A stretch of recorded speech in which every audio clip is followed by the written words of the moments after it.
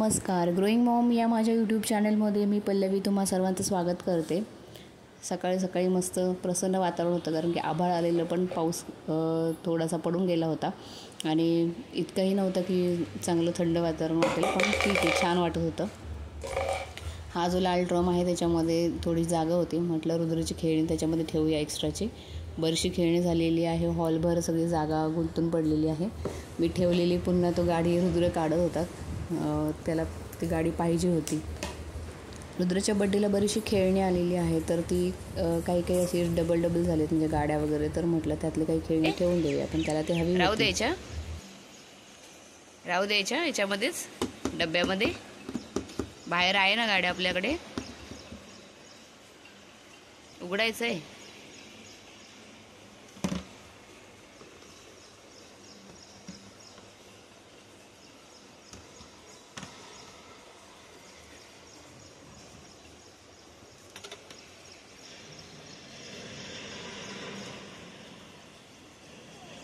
काय आलं रे?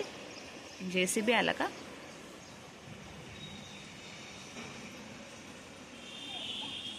उठ उठ, कपड्यांवर लोळू नको, आपल्याला घड्या घालायच्या त्या कपड्यांच्या.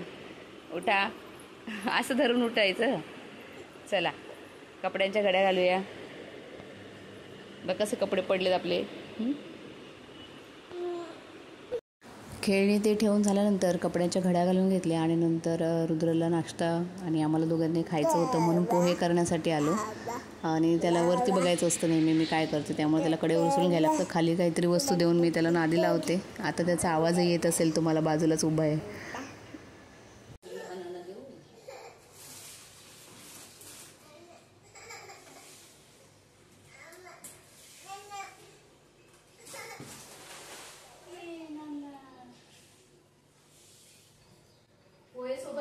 रुद्रचं सध्याचं रिसेंट फेवरेट फ्रूट म्हणजे बनाना आहे. केळी त्याला फार आवडते, त्याला बनाना म्हणता येत नाही, तो त्याला फक्त नाना असं म्हणतो. आता पोहे करायला घेतली तरी त्याला ते बनाना त्याला भरवायचा होता, म्हणून तो मला म्हणत होता की मला कडेवर उचलून घे. पण नुसतंच केळी खाऊ घालण्यापेक्षा म्हटलं त्याच्यासोबत काहीतरी नाश्ता असायला हवा, म्हणून पोहे आणि केळी असं दोन्ही त्याला नादी लावून मिक्स करून खायला घालत होते आणि ते त्याने व्यवस्थित खाल्लं. मग नंतर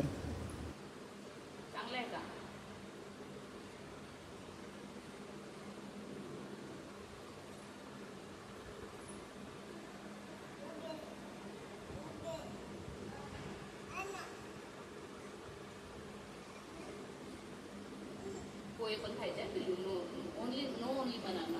ओके, पोहे पण खायचे.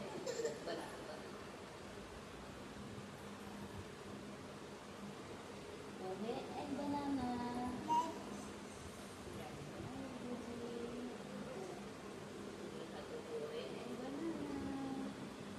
Banana only banana. रडू नाही. पिलू काय खातो? एक होता, एक होती चिवताई. कशी बोल फिरते रुद्र?